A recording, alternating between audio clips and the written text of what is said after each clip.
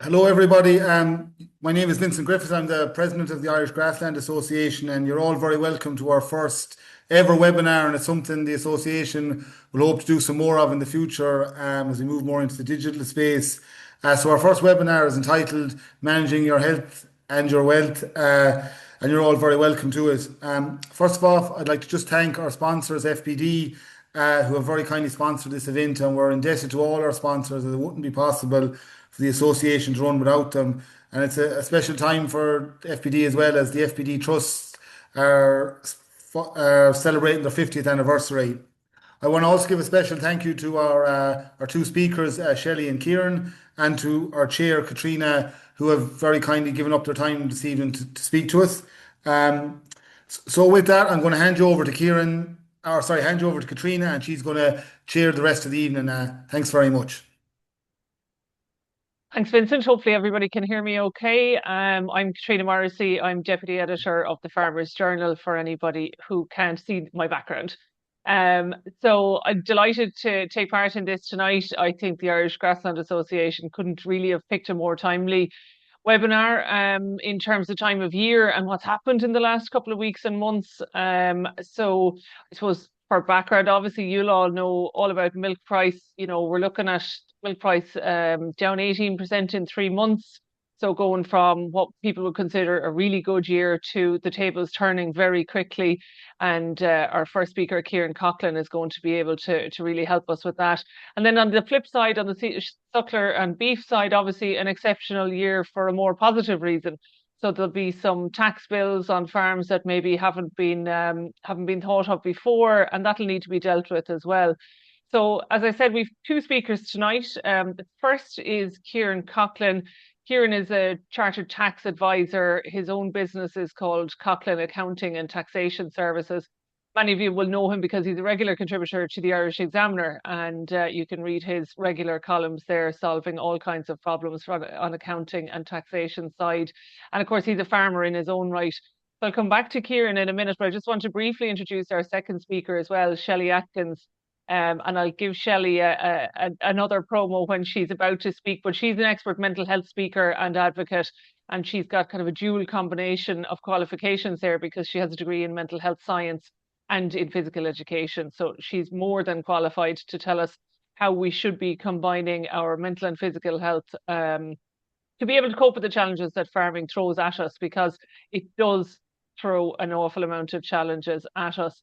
Um, Kieran, you're going to talk to us about how to manage, I suppose, how to plan for next year, how to deal with what this year was going to do in terms of the accounts, and what farmers can do every week of the year, I suppose, to be prepared for the swings and roundabouts that farming brings us.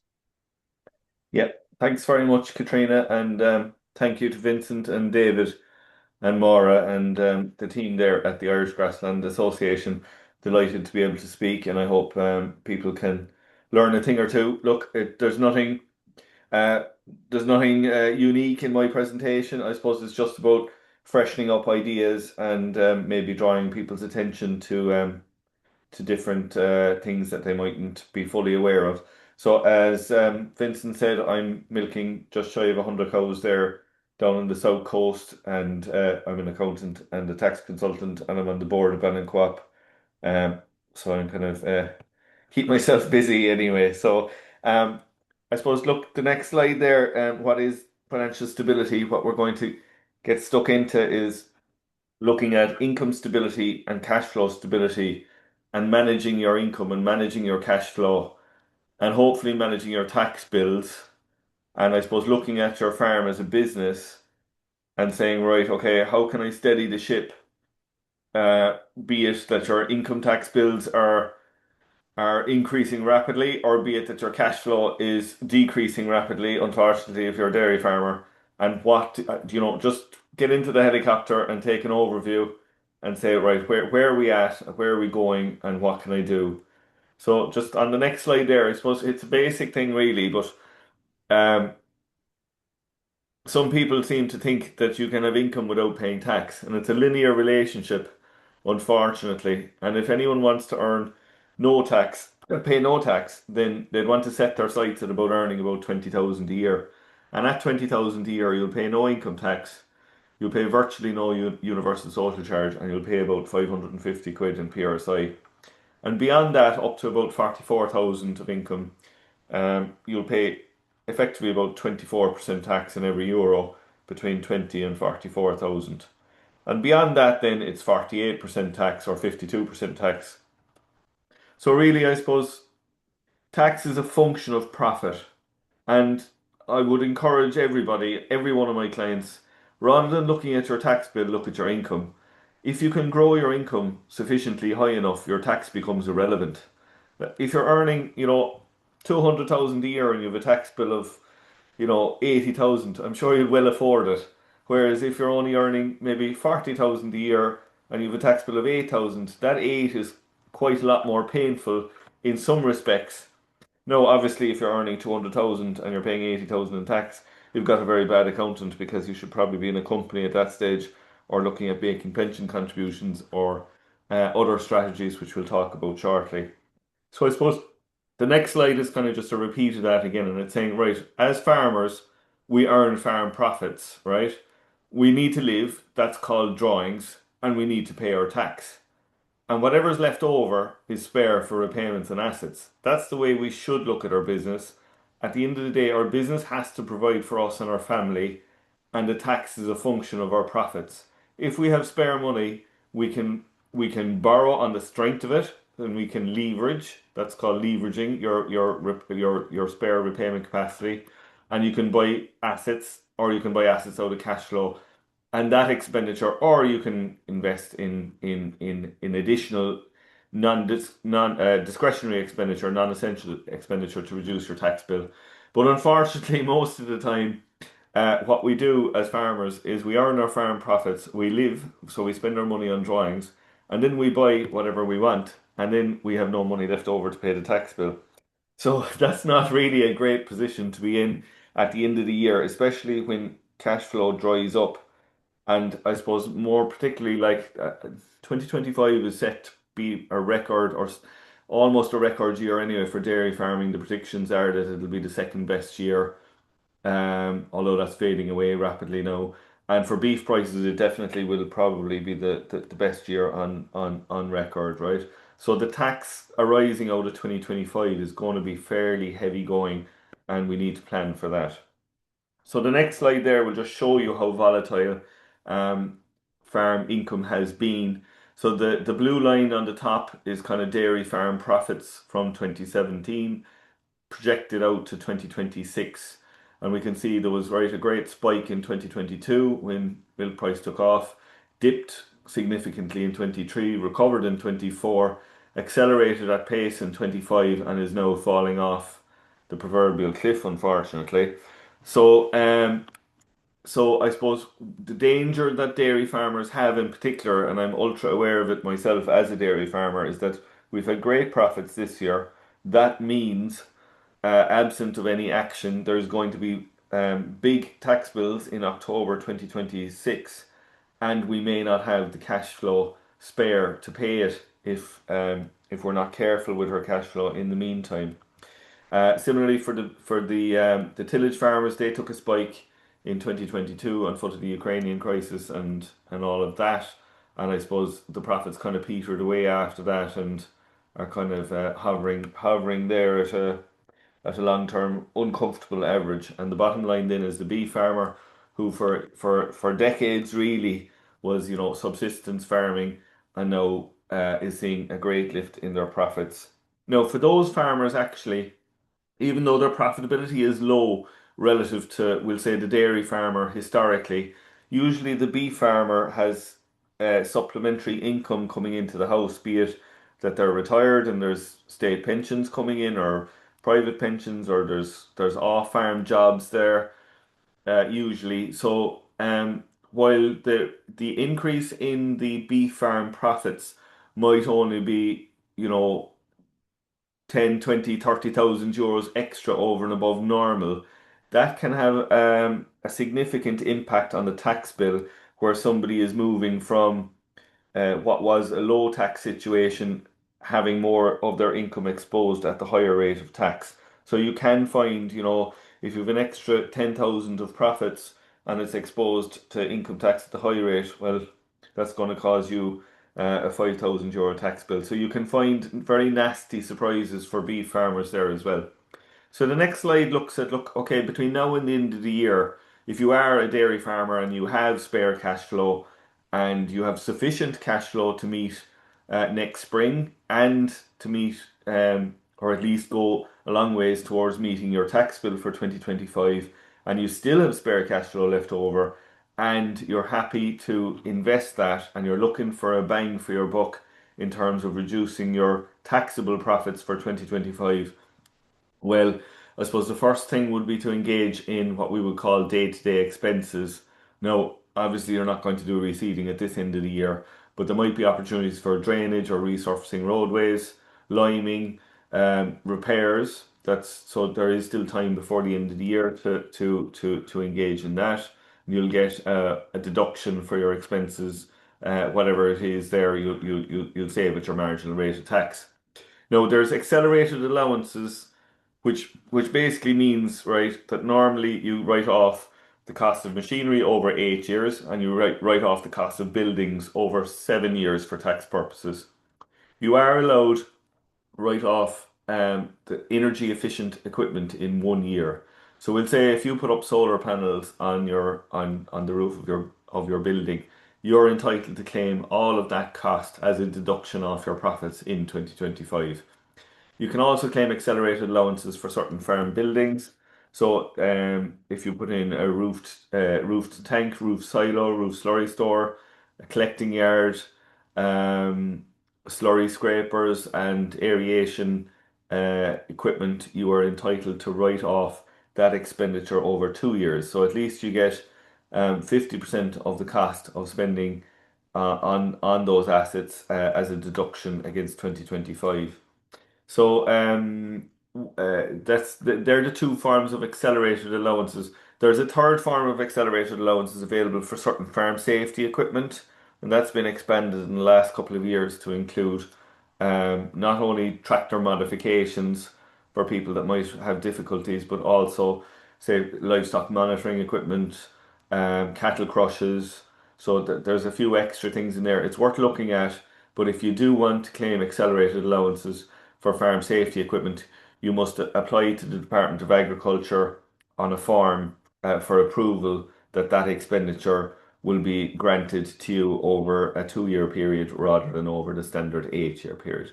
So another strategy would be family wages. So if you have children at home or maybe a spouse and they have been participating in the farm work for the year and you're going to be paying tax at a marginal rate of 50% and they have unused tax band or unused tax credits and they genuinely have been helping you, then it's not too late to register as an employer and pay a wage out to them. You'll save tax at 52% if it's your marginal rate of tax, and meanwhile they may pay little or no tax or tax at the lower rate. For children over 16, there can be employers PRSI, so you just need to watch the PRSI cost there as well. Another option would be partnership. So if somebody has been helping you at home for the year, it's not too late to register a farm partnership for 2025 and split the profits. Now you have to be careful with that because if you're an averaging and you're a sole trader and you jump into partnership, it can cause an ejection from averaging. So you need to watch that one. Stock relief is another one. So if for example you wanted to maybe you've bought extra stock this year, you can claim an extra deduction for that. 25% stock relief, standard rate, 100% stock relief if you're a young trained farmer, and 50% stock relief if you're in a registered farm partnership. Stock relief also applies, which a lot of people don't know, it also applies to stock of fertilizer that you might have bought before year end that you have in stock. So I know we'll all have filled out our fertilizer register details of stock that you had. That doesn't debar you from buying stock of fertilizer between now and the year end. So if that's something you want to do, and put it in, you won't get a deduction for the cost of the fertilizer per se, because that's closing stock and brought into next year's accounts, but you will get stock relief on it. So it applies to, as I said, obviously animals, plus also fertilizer bought in, and it can apply to fodder that's bought in as well. So just on medium-term strategies to bring down your tax bill, you can look at a partnership, family wages again, company incorporation. You need to be careful with company incorporation, particularly if you're in averaging, because any year that you incorporate, you're not entitled to averaging for that year, and you're not entitled to averaging for the previous year either. So people that would be thinking about setting up a company in 2026, it would be important that they would consult deeply with an accountant or a tax consultant to check out, okay, 25 was such a strong year. Is it worthwhile sticking as sole traders throughout 2026 and delaying incorporation until 2027, such that the benefits of averaging for 2025 will stay? So that's what a watch out there. So obviously you can reduce your profitability in the medium term by leasing or buying assets. You can enter income averaging, which allows you to spread your profits over 5 years. You're assessed on a 5-year average instead of one. That'll be particularly useful for beef farmers, who's, as I said, based on the graph back a couple of slides there, you'll see that beef profits are historically tipping along the bottom, and this year they'll have expanded at an awful rate. So averaging will be of particular benefit to them.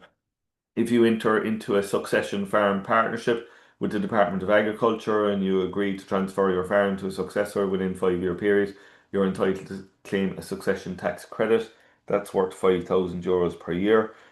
Again, a medium-term strategy would be to prepare your accounts on time. It gives your accountant time to consider your tax bill. It gives you time to go elsewhere to get an independent expert opinion on what you can do to save your tax in the short term or the long term. You can look at pension contributions. Another strategy that some of my clients have moved to in recent years is you can pay your preliminary tax via direct debit. So rather than having a big lump of money going out at the end of the year that you're tipping along every month and you're paying, whether it is 500 or 1,000 or 3,000 per month or whatever your normal tax bill is, that you're dividing it up in 12 or 10 or 9. You're entitled to do it over 9 months if you wish, to coincide with your income. That you divide up your normal tax bill and you spread it over 9, 10, 11, 12 months. That's something that would apply for 2026 on. It will be too late to elect to pay preliminary tax for 2025 via direct debit. But it is something that, farmers might find it easier to manage their cash flow if they didn't have big lumps of money coming out at the end of the year. So this slide is basically, look, it's saying if you were a director and you earned 40,000, so that's the flat blue line, then your income tax is going to be a flat kind of roughly €8,000. And then everything you earn in a company beyond 40,000, you'll be paying tax at 12.5% if it's a farming company.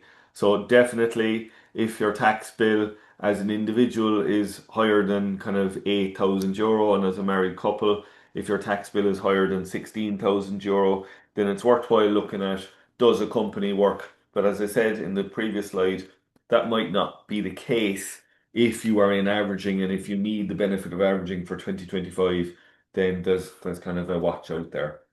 So there are reasons why you wouldn't go into a company. So if you're farming within your first 10 years, or if you're near retirement and you want to hand on the business, and you don't think that you'll be farming in a company for 10 years, then maybe it's not for you. So companies isn't the answer for everybody. It depends on your circumstances. So the next slide there is just assessing your farm strength. So where are you at with your farm? What's your income? What's your standard income? So you look at the slide back, a few slides back, and you see, right, okay, look, there'll be ups and downs. Dairy markets will recover again. Hopefully the tillage markets will recover once the backlog of grain stock gets used up.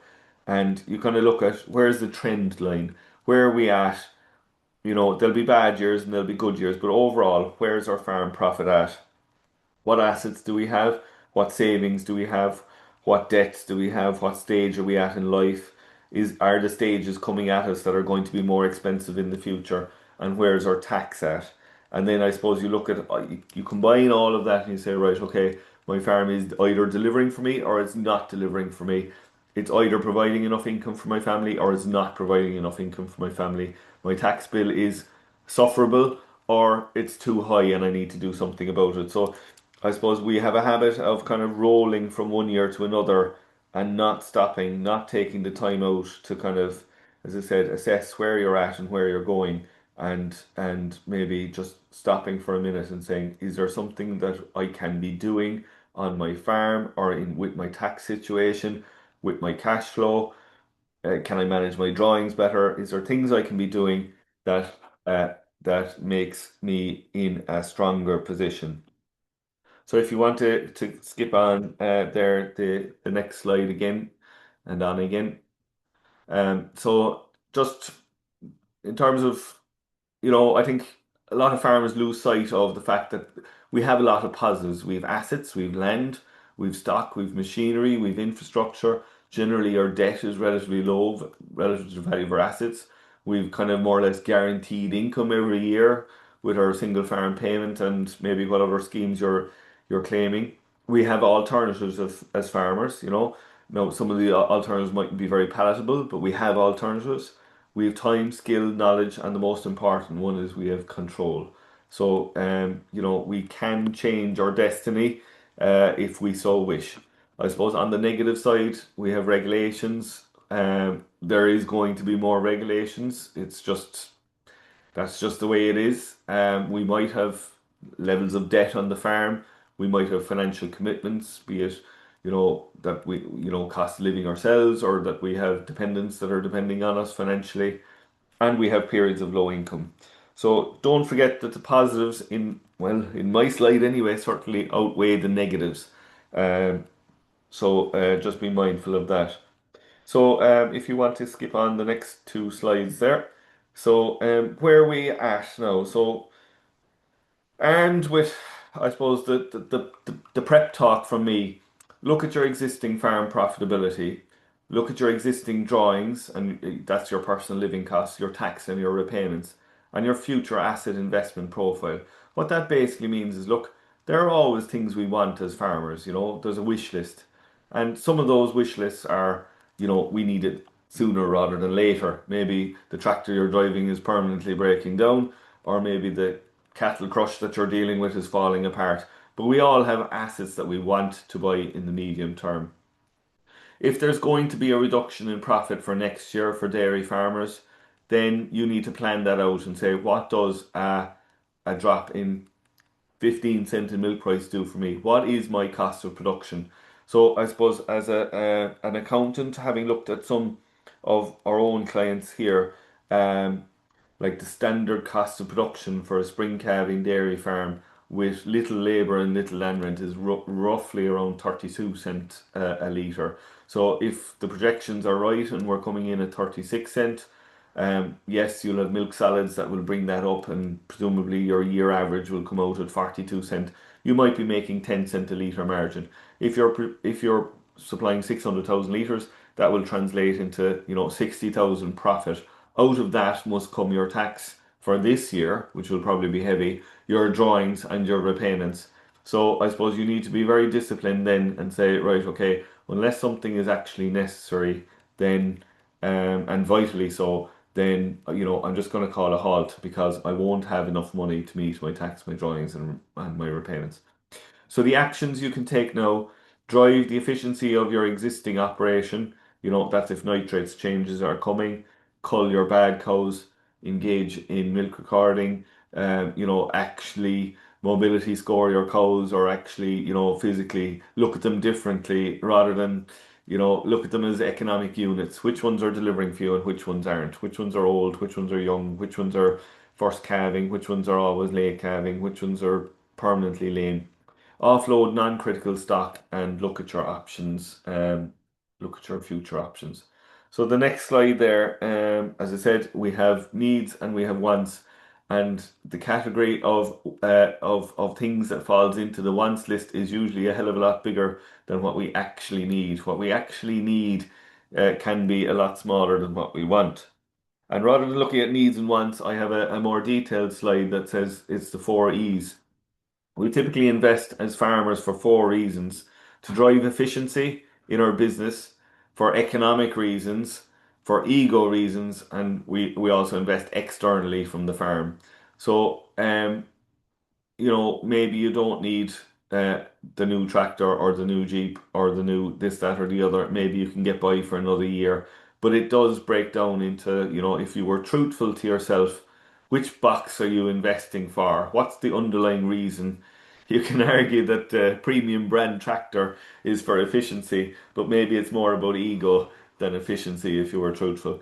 So, we obviously can invest immediately, or we can defer investment, and our choices there come down to whether it's critical that we invest or whether we defer it. For next year, rather than burning up your cash flow that you might have spare at the end of this year, if you are investing in assets, it is no bad idea to invest and seek a loan, hire purchase, or finance for an asset to preserve your cash flow.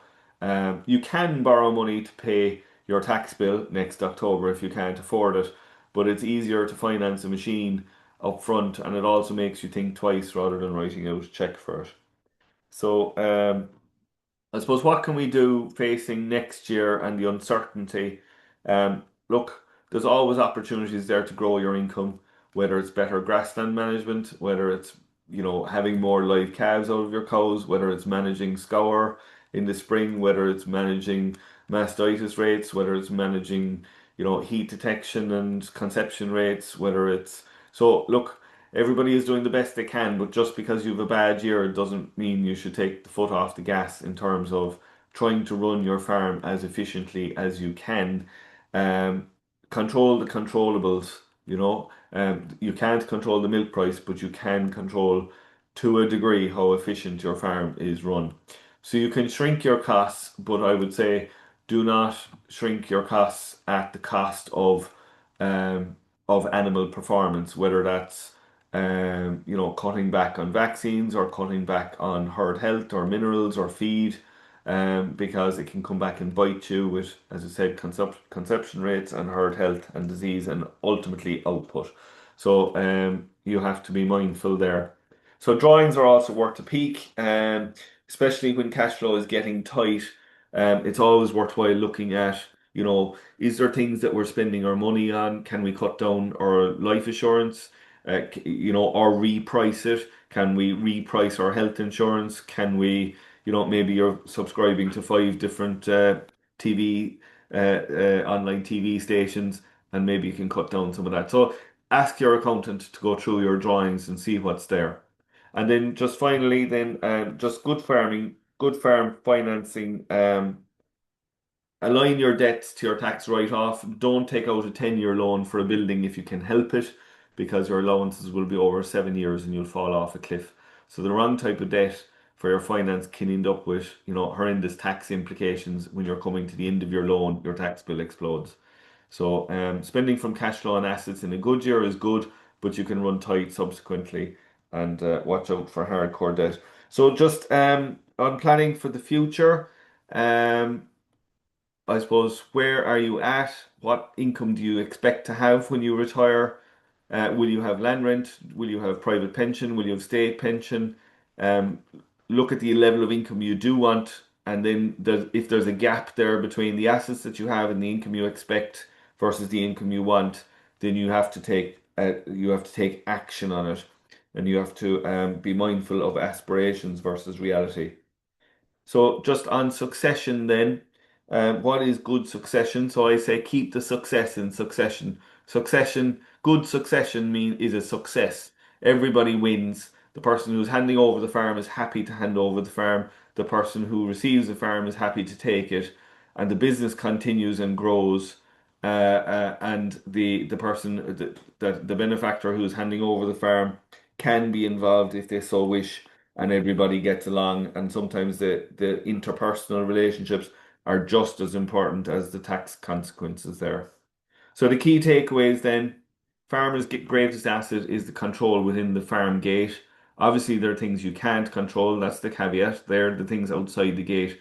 But, just focus on what you can and don't let the negativity drown you out. you do have choice. Changes will always cause disruption, like whether it's the nitrates or Mercosa or whatever. You assess where your income is at, and determine, is my farm delivering for me? And if it's not, then it's time to reassess. Control the controllables, keep your debts proportional to your available repayment capacity, and take the correct product. Employ strategies to manage your tax flow, manage your tax and cash flow. So whether that's managing your tax through averaging, or preliminary tax by direct debit, or company and corporation, or family wages, or partnership, and get to a place of financial stability, keeping an eye on retirement, and make succession a success. That's it.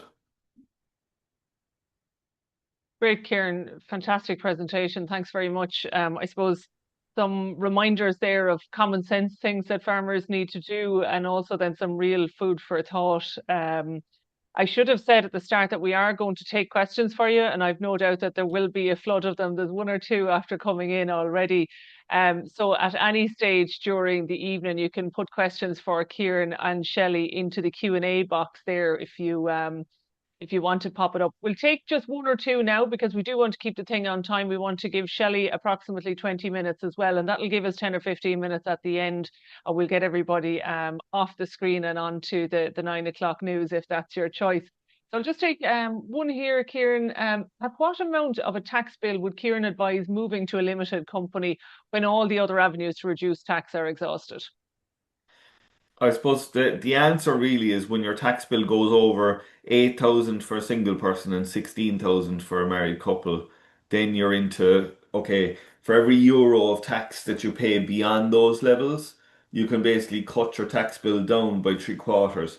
So if your tax bill is 20,000 as a single person, and what I'm saying is, okay, above eight, there's 12 above 8, and of that 12,000 extra that you're paying above the low rate of tax, you could bring that tax bill down from 20,000 down to about 11 with a company. So it's relative to the amount of income. If you're only paying a small bit more than 8 grand as an individual, it's not really worthwhile because you have extra admin costs. If you're paying a lot more than 8,000 as a single person or 16 as a married couple, then it's definitely worth considering, but it isn't always the right answer.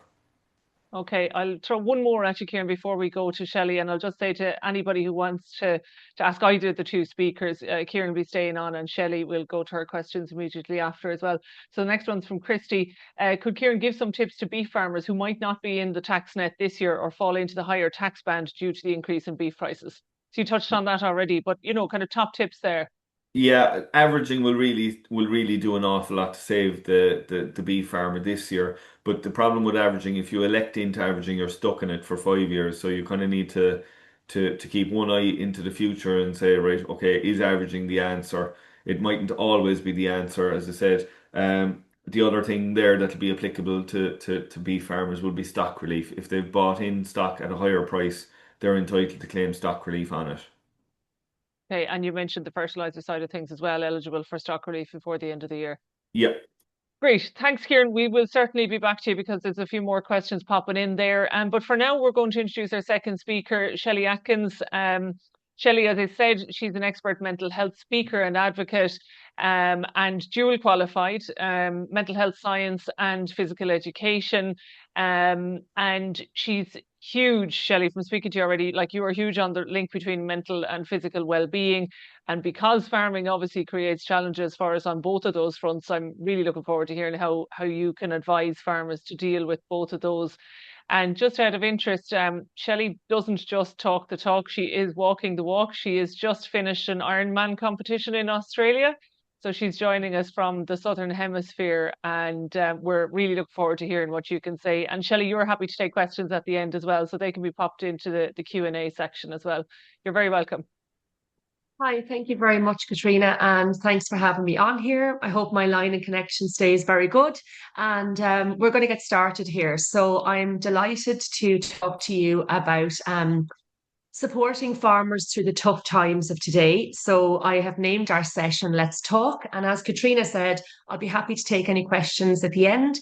I'll do my best to answer them, and also just to let you know if there's any private conversations or questions you have, you can reach out to me privately afterwards and I will share my information. The team will share my information.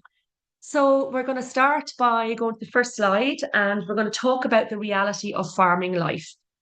Farming is more than just a job, and I think this is evident to everybody who is actually on here. It's a lifestyle, it's a family legacy, and a responsibility that never switches off. And that's what I'm here to talk to you about. That it's really important to learn how to switch off from your farming life so you can enjoy other parts of your life as well. You do have constraints such as long hours, financial pressures, which Kieran has just given a great talk on. I learned lots there, Kieran. There's unpredictable weather, there's isolation, which is massive in the farming community. And that's hopefully where I'll be able to help you today with issues around isolation and talking and connecting with other people. And the physical strain takes a heavy toll on the body. And this is something in our community that is overlooked, that the physical strain is actually does become a mental strain on the bodies and the mind. Most farmers work alone and rarely speak about stress. That's something very important to learn tactics and strategies on how to speak out and how to get more help around stressful times. Mental health affects everyone that surrounds the farmers, and it's okay to talk about it. So what I mean by that there is the mental health affects everybody. So people in farming backgrounds, normally lots of family members are involved.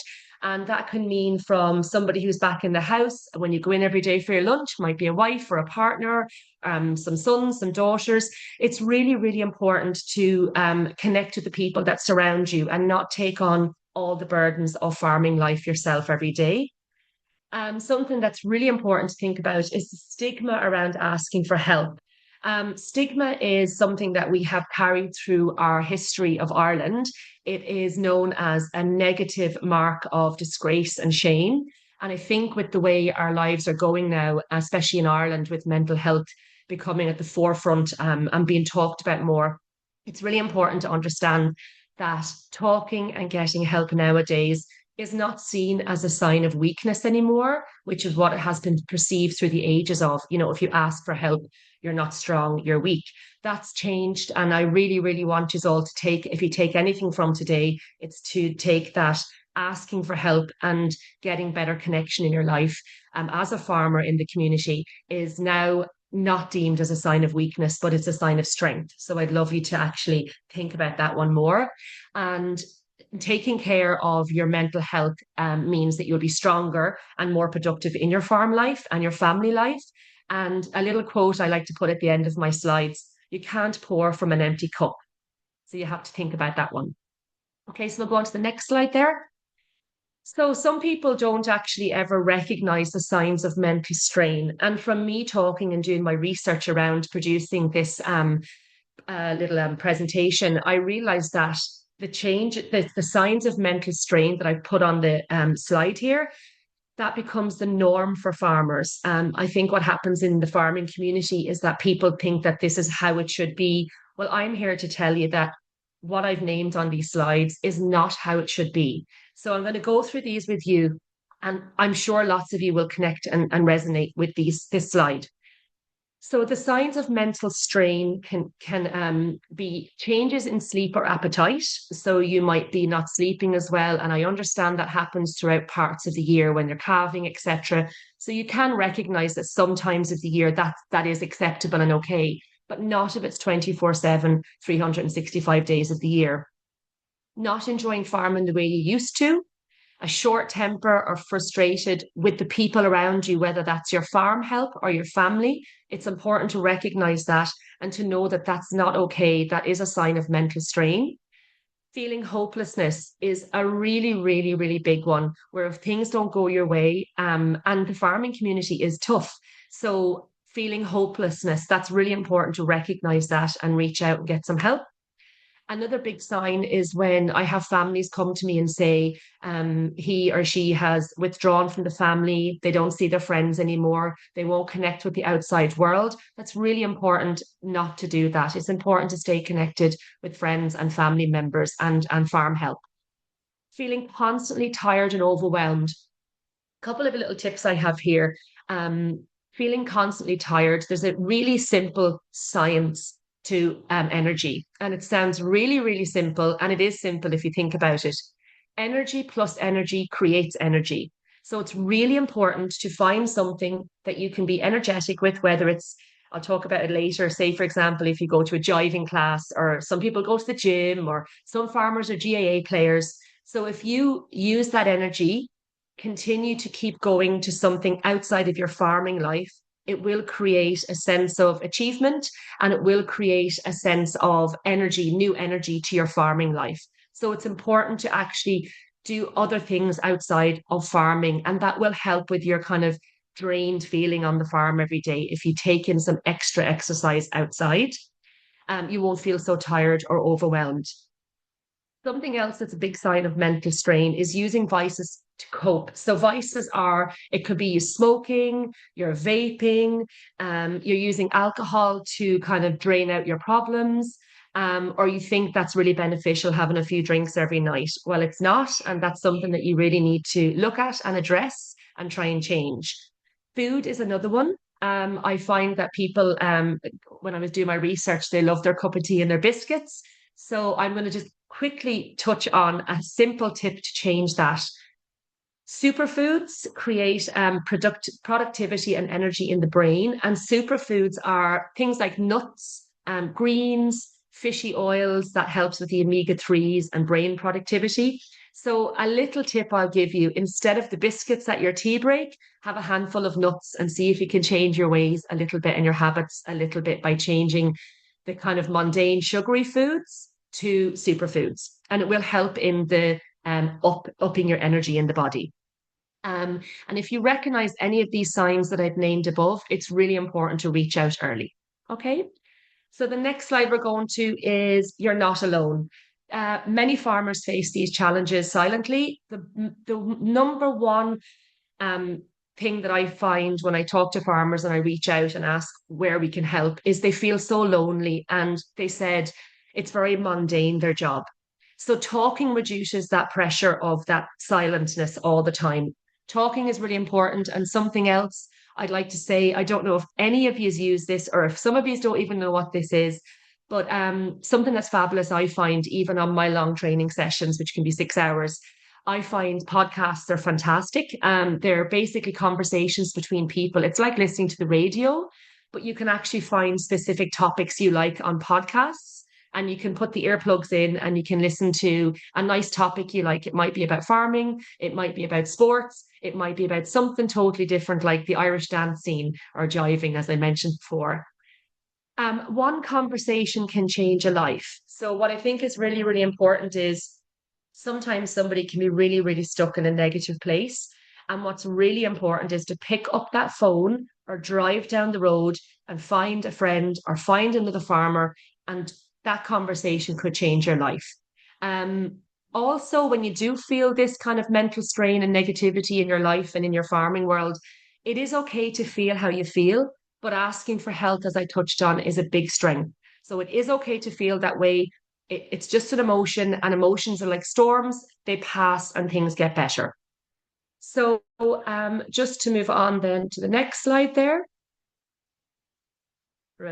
So practical mental health strategies. This is a little tip I'm going to give you, how to incorporate strategies into helping yourself become more positive and have a better outlook on your farming life and your family life. So start by breaking tasks into smaller pieces. And how I mean to do that is, for example, in everyday life, including my own, sometimes you wake up and you have 10 things that you know must get done. But what you need to do is you need to either write them down, or some people are very like mentally, they can mentally place the jobs they have to do. And in the world of farming, what I would say to you, if you have 10 jobs to do today, the number one question is, do I need to do those 10 today? Will my farm stop running if I don't get those done? 10 jobs, think about it, they could take an hour each. That's 10 hours of your day. And you have other stuff to do, like eating and doing other stuff with family. So make a list in your head, break them into smaller tasks, and try and do one job at a time. Breaking the tasks into smaller tasks mean you're probably going to do those jobs much better. Build a routine that breaks into the day. So like I said, build a routine. So for example, if you find what you're doing at the moment isn't working, change it. I had a lovely conversation with a farmer last week who told me that he's really finding it hard to get any exercise in, because I explained to him that exercising on the farm is not necessarily a conscious exercise. So we have our, our daily tasks, which is farming, where you basically go and do your daily life on the farm, but try and build in a little routine that breaks into the day. So for example, if you take a quad and you go to the far field every day at 9 o'clock to do a check, leave the quad at home tomorrow and walk a nice, vigorous, fast walk up there. You can think about stuff. You can listen to a podcast I've introduced to you, and that will break into your routine. It's going to change the day, take out the mundaneness, and it's going to be something new in your day. So that's a little tip for me there for exercise. Reach out to at least one person every day. What I find is really, really important there is to talk and to reach out to people. It might be a new person, but reach out every day. Celebrate the small wins. This is a good one. I like this. So I always say, if you say something out loud, it becomes real. So for example, if, let me give you something that might help. The cow's milk went up 0.5 litre today. If you go into your kitchen and you tell 3 people who are sitting in there, they might blank you and say, don't care, don't even know what you're talking about. But you have said it out loud and it then has become reality to you. And that's a small win. Practicing gratitude is very similar. So practicing gratitude is exactly the same. It's about saying something that's out loud, something that's new. Maybe something else happened that was great on the farm, and you just want to say it out loud. Thank you for making this happen, or thanking whoever you thank out loud, and say thank you for helping me complete all these hard tasks today. Small steps create big change. Remember that. So one little change today can create a very productive change every other day continuing on. So the next one we're going to pop onto there is nutrition for a healthy mind. The other way? Perfect. Thank you. Food affects our mood. I think personally from my research, this is the one thing that I would say farmers do not take care of and understand the benefits of how important foods are to affect your mood. You've probably heard the expression, good food, good mood. So the foods that we put into our bodies is what's going to create the output we put out into our farming life.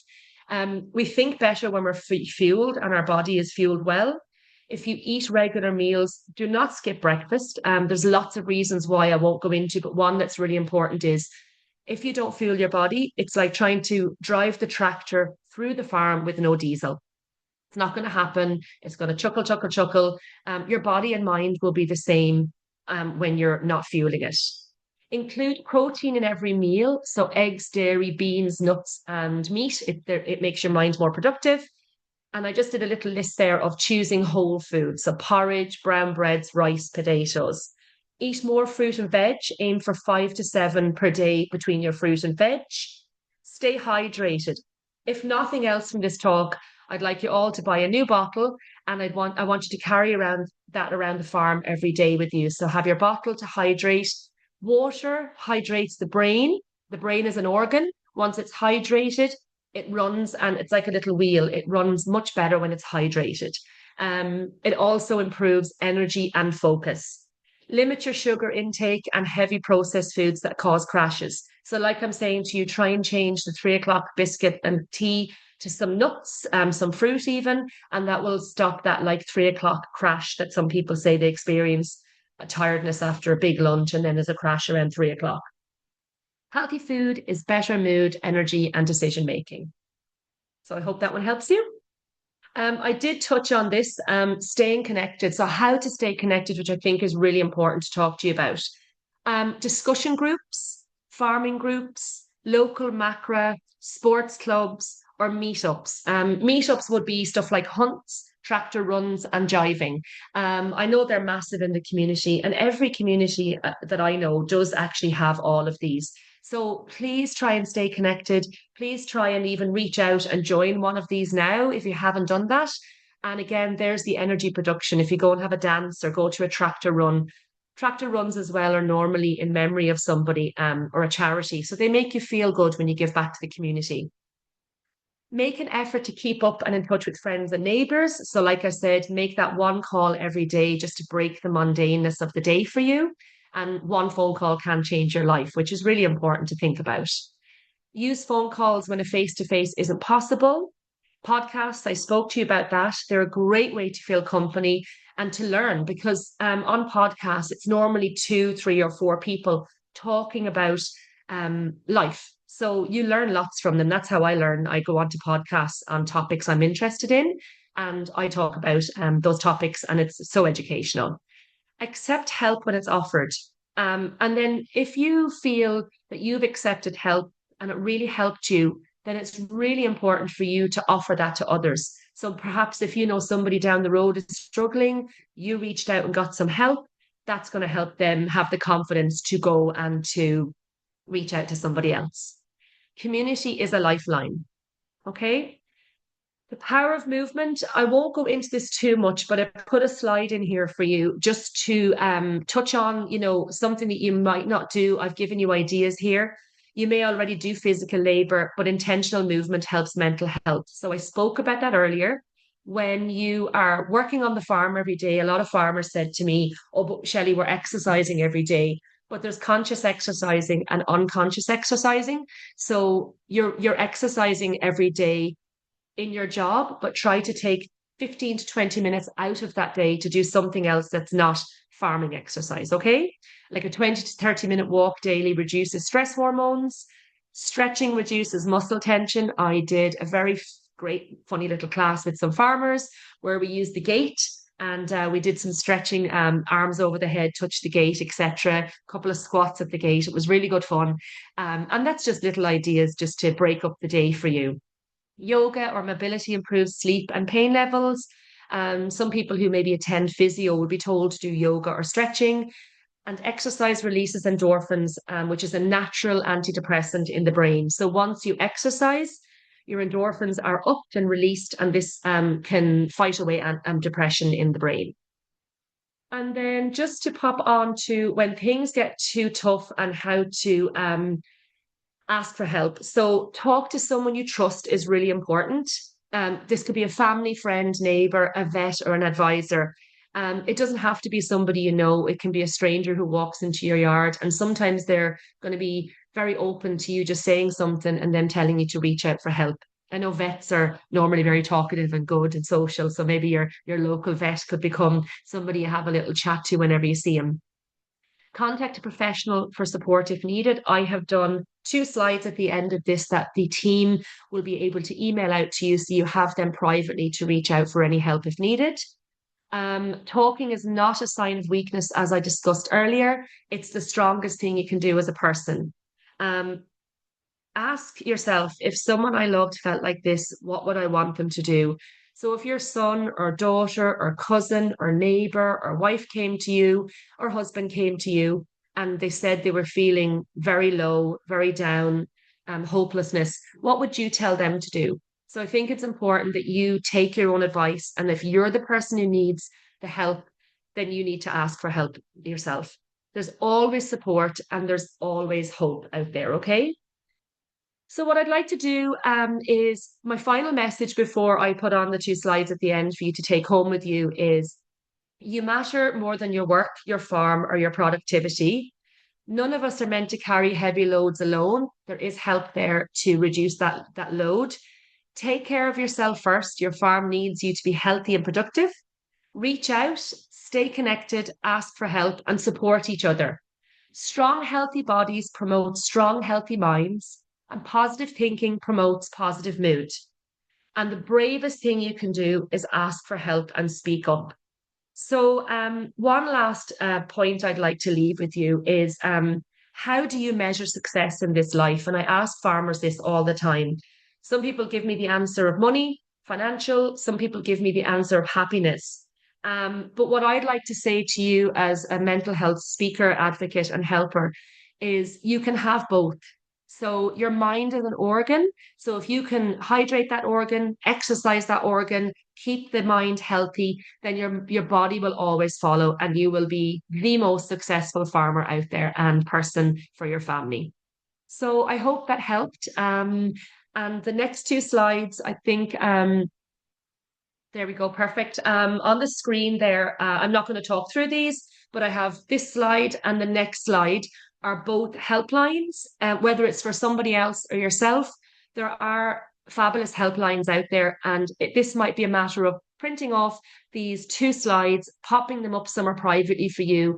And if things get tough, please use these. They're set up for a reason in our community to help people. They're always totally confidential, and the people who work on there are obviously very positive and they are trained in the most professional manner to help you get through those tough times. So thank you so much, and I hope you enjoyed the little positive talk. And if there's anything I can do or any questions I can help you with, Caitríona can take those, and I'm happy to answer on here or off screen privately. That's great, Shelley. Yeah, really interesting presentation, positive and very, very useful. We have two questions for you specifically already in. And as you said, I know that we can share your contact details. If anybody doesn't feel like speaking in the public forum, we're more than happy to share your contact details afterwards. So Shelley, I'll throw these questions at you. First one is very straightforward. How much water should we drink? Paddy wants to know. Well, Paddy, I'm going to give you a very rough estimate. If I was working with you privately, I'd be taking your height, your weight, your intakes, your outtakes. But a general one that's really easy as a guide for every adult out there is 2 liters a day. So before you have your tea, before you have any other liquids, 2 liters of water a day is fantastic. And something that's a little tip for you as well. And a lot of people don't know this. I worked with a nutritionist and he said that because we naturally lose salt in our bodies, especially farmers, because you're sweating most of the day when you're walking around, if you take 2 or 3 little pinches of salt, regular table salt, and you pop them into your water, it's going to replenish your system with the salts you're losing through sweat. There are things called electrolytes that you can buy in any shop. You can pop a little electrolyte in there, which is an energy. It gives you extra minerals and vitamins. But what I would say to you is, even if it's plain water, 2 liters a day. If you find plain water is too mundane, stick a tiny little bit of cordial like blackcurrant in there, and that will make it a lot easier to take that in throughout the day. Brilliant. Thanks, Shelley. And I'd like to just echo your point on the podcast because we're involved with them in the Farmers Journal. We have really regular listeners that tune into the Tech Talk, and we're going to be starting a new one in January as well for dairy. And there's a real community there, which I suppose we didn't realize there would be at the time, but we get regular listeners texting in or email. And so it's a nice way to kind of hear other people and be part of the discussion by sending in your messages as well. The next question for you, Shelley, is how can I encourage my father to take time away from the farm during the busy spring? I'm sure that will apply in a lot of households. So I find reverse psychology is fantastic in life. So basically, my tip there would be, and I have this question a lot, my tip there would be, what's the name of the person who's asking, say, for example, if it's This one John, is actually anonymous. We'll call him Jim. Anonymous. For Okay, so anonymous, we're going to call you John. So John, what I would say to you is, I would book something. I think when you book something, a little bit of family guilt there. There's nothing wrong. It's positive. So I would book, say, a concert. I would book a whatever they're into. So maybe a show, maybe a day away. And turn it around on a reverse psychology because it's tough to get them away from the farm. So for me, what I would advise you to do is book something for you and him and your dad, and then say to him, I don't want to go alone. I really need you to support me. I really want you to come. I don't want to go there alone. And then a little bit of reverse psychology, put the nice little bit of guilt back on him and book it and say it's paid for and I'm not cancelling, and then get them away from the farm. That would be my advice there. Forced into having a good time. Okay, great. Thanks very much. Nicely forced. Next one for you, Shelley, and then I'll come back to Kieran. This is another anonymous. Some excellent points, Shelley. If you're stuck in a rut in terms of diet and or exercise, what are the first 1 or 2 steps that you'd advise this listener to take? Okay, so the first advice that I give people when they work with me is start small.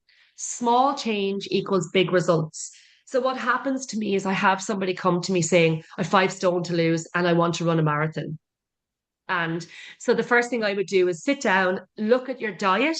I think I gave you a good tip back there about not skipping breakfast. A lot of farmers skip breakfast that I worked with, and I found this really not odd, but I found it very detrimental to their day because I explained that food creates energy and energy makes us productive. So you must put your breakfast in there to start the engine. So the first thing I would say is it's about looking at your food, what you're taking in, how much you're having, and how regularly you're having it. Because eating regularly on the farm, smaller amounts, is better than eating big, massive meals that make you lethargic. I'd always be happy if you want to reach out, whoever that person is. If you reach out to me, I can teach you how to start and implement the small changes to make big, big changes. Exercise, start small. 20 minutes a day, walk up the farm with a pair of runners on, walk back, continue on with your day. That's 20 minutes multiplied by 7 days. That's a lot of extra calories you're burning, and it's a lot of extra headspace you're creating. So small changes make big results. Good advice. Thanks, Shelley. Kieran, I'm going to come back to you, and we have had a couple of questions on the theme of going into a company, and we'll run through a couple of them together because you have answered some of them by text as well. This one is from Frank, and it says, when you're in a company, is there any issue inheriting land that you haven't yet inherited? So I suppose if you go into the company now, are there any implications for land that you expect to inherit, let's say, in 2 or 3 years' time? Yeah, there can be issues there in meeting the agricultural asset test. So in order to get agricultural relief, at least 80% of your assets need to be agricultural assets. If you own a farming company, despite it being a farming company, revenue view that as being a non-agricultural asset. So there can be issues in meeting the asset test, but with proper planning, um, it's usually possible to get around that. So the alternative relief would be business relief, or you could consider putting the farming company into joint names with a spouse, which would help dilute that. So the answer is it can, but usually there's a way around it. Okay, great. And I know this one you answered in the chat as well, but I think it's worth for anybody who might be driving or whatever while we're going, while they're listening. What about purchasing land under a company and then transferring it later in life to the next generation? Is there impacts there that farmers should be aware of? Yeah, so if you set up a company and you buy land in the company, it is possible to transfer the company with the land in it to your children quite efficiently from a tax perspective. So you can avoid capital gains tax on the transfer, and they can avail of usually business relief on the transfer of the company to them. So the overall tax cost of transferring a company with land in it can be as low as 1%, which is very comparable to a sole trader position. But the key watch out there would be that the children actually intend on farming the land through the company. If your children have no intention of farming the land through the company, then there can be issues with inheritance tax there, yeah. Okay, great. And am I right in saying that there's an issue with the house of the farm as well, that can't be transferred with business relief in the same way as it can be with the agricultural relief? Yeah, farmhouses don't qualify for business relief. Yeah, you're correct there, yeah. Perfect. And that may not be the case, but it's worth bearing in mind. If it was an outside farm, it mightn't apply at all, but if it was the home farm, it might. This question came in from Jim about farmer directors. Can farmer directors, again, the company scenario, can they use auto enrollment, which is coming down the tracks very soon, or would they be better off in a private pension? So it depends on how much you want to put into your pension. If you want to dump a lot of money into a pension, then the what we would call director executive pension scheme option is probably better. If you're happy to tip along and you want simplicity, I would say the auto enrollment is probably uh, just as handy. But you can swap from one to the other. Just like if you are earning over 20,000 as a salary, you must auto enroll in December to be ready for January. But after 6 months, you're entitled to opt out, and you can set up a company pension scheme after that. So there is transferability there still, albeit there is some restriction for the first 6 months. So you either set it up now, a director executive director pension scheme before the end of the year, or else you will be auto-enrolled in January with the option of skipping out after 6 months. Okay, great. Shelley, coming back to you, next question. What is the ideal breakfast that you would recommend for a farmer? Porridge. Porridge. I think porridge is a great one all year round. I have lots. It's a slow release energy, so it goes into the body. It's warm on the cold mornings, and then it does what's called releases slow energy, so it lasts in the system. Whereas if you were to have, say, Cocoa Pops or something sugary like cornflakes, it's quite a quick release. So in 45 minutes or an hour, you're hungry again. I teach lots of ways to take porridge. So sometimes in the summer, I'll teach overnight oats, which is porridge with like milk and yogurts and berries and stuff like that. It just takes off that boringness of the porridge. But porridge is one of those breakfasts that I think it's a whole food. So it does lots, but definitely porridge is a great basis for breakfast. Something else that's quite good if somebody is very active. A lot of these youngsters who are going to the gym now, maybe who work on farms, they'd be more into taking like a protein, like eggs. But you can always have toast and eggs, etc. But definitely, as an overall, I would give porridge as my number one tip because it's quite filling as well.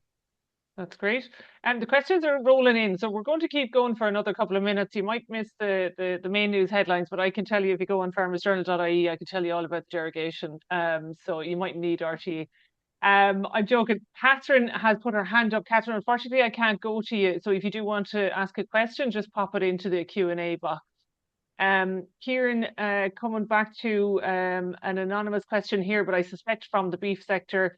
It's looking like I'll have a tax bill for the first time in a few years. Is a tractor upgrade or a similar investment a good idea? Short answer is it can be a good idea. Uh, a tractor is wrote off for tax purposes over 8 years, so you need to spend a lot of money to save a relatively small amount of tax, but you will save that amount of tax over 8 years. So if you spend, for example, 80,000 on a tractor, which is a lot of money, you're only going to get a deduction of 10,000 off of your profits this year. And if you're paying tax at the top rate of tax, which is, we'll call it 50%, having spent 80,000 is only going to knock 5 grand off your tax bill. So that's where you need to watch, cash flow versus your deductibility. You could spend an awful lot of money on assets and get very little movement on your tax bill. So just be careful on that. Yeah, it's possible to lease a tractor and get a quicker tax write-off, or indeed, if you repaired your own tractor, you get 100% write-off in the 1 year. So different options for different people. Okay, so yeah, lots of options there. I hadn't even thought of the repair end of things. Great. Next one for you, Kieran. How long should a young farmer have inherited land and livestock before going into a company to attain retirement relief later on? Okay, so there's kind of three different angles on that. So if you take over a farm and you farm it yourself for 10 years and then you go into a company, that gives you the flexibility to transfer on your farm to a child within 25 years of having gone into a company. You can transfer on the land without having to transfer on the company. That's one option. If you if you set up a farming company at any stage and you're farming land that you own alongside your company, so your company is renting your land off of you, it is possible to transfer the company and the land simultaneously so long as the company has been running for 10 years. And then the last one is if you were, for example, a young trained farmer and your tax bill was too heavy and you needed the company now quicker than the 10-year time frame sole trader farming, and you said, look, to hell with it, I'll set up my company now, I need my tax saving now. It is possible to revert back to being a sole trader later in life, and again you'd farm it for 10 years before an onward transfer. So there is options there, but if you jump into a company within the first 10 years of attaining ownership, you need to be careful about how you hand on your farm afterwards, or there can be capital gains tax. But as I said, there's three ways around it. Okay, and as always with these things, get your own advice for your own particular situation, isn't that it? Yeah, and get advice like 10 years out. As a rule of thumb, before something big happens, you should get advice 10 years before that. So if you're in your 50s and you're planning on transferring your farm in your 60s to your children, you really need to be looking at, are we teed up in terms of meeting the expected criteria um, uh, at that future point in time? Like, typically it doesn't happen. Typically you're presented with something 6 months out from a proposed transfer, and sometimes it's too late to do things, and people end up caught offside, or not being able to do the thing that they want to do. So getting people should have a tax plan. Unfortunately, most accountants look retrospectively. It's like looking in the rear view mirror at last year's accounts and last year's tax bill. Whereas we should all be looking prospectively. Where is our business going? What do I want to achieve? How do I get there? What's the roadmap? And that's where a good tax plan comes into the equation. Brilliant, thanks. I think we'll wrap it up with this question, and obviously contact details can be shared afterwards. But this one, lastly, for you, Kieran, you mentioned the accelerated capital allowances. When this listener says, when does it need to be done, and would work need to be done before the end of this tax year to be able to qualify for the accelerated capital allowance?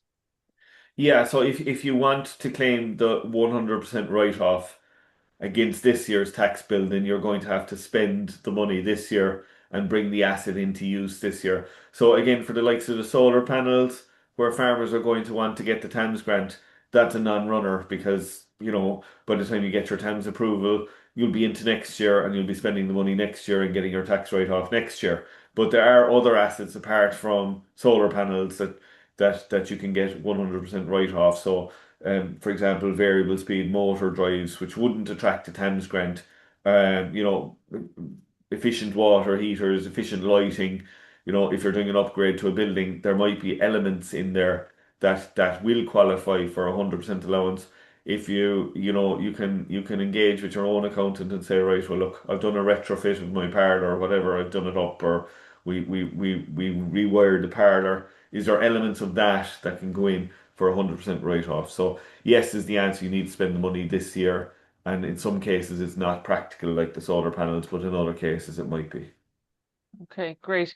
Kieran, thanks very much. And Shelley, a really, really interesting evening. I'm going to hand over to David Lawrence from the Grassland Association now, but really fascinating stuff. And I think a lot of food for thought from both the panelists. Thanks a million.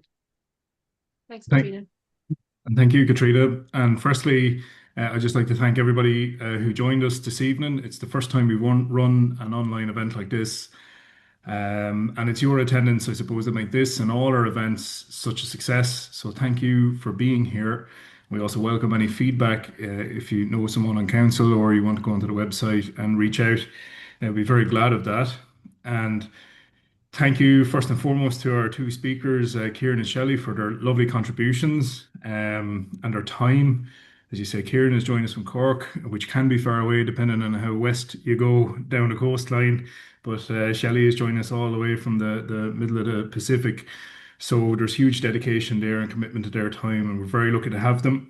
And I'm sure everyone has lots of take homes from those two presentations. And we're also very, very fortunate to have Caitríona join us from the Farmers Journal tonight. So thank you for keeping the evening flowing so smoothly, and for your contributions and taking the time out of what we can all imagine is a hectic schedule, maybe a little bit more relaxed on a Thursday evening for you guys. And thanks to FBD, our event sponsor. They're very extremely supportive to the Irish Grassland Association. They've sponsored the autumn events for the past 16 years. And congratulations to the FBD Trust also on a successful 50 years. They're celebrating in business this year. And a final thank you to the organising committee for the event, all of those who contributed, both big and small. Folks, this is what we do in the Grassland Association. We're a community of people who bring relevant information to those who wish to promote and practice farming through the lens of grass and forage and production and good management practice. So if you're new to us tonight, please reach out, stay in touch. Thanks again, everybody, and I hope you have a lovely evening. Very much, guys. Thank you.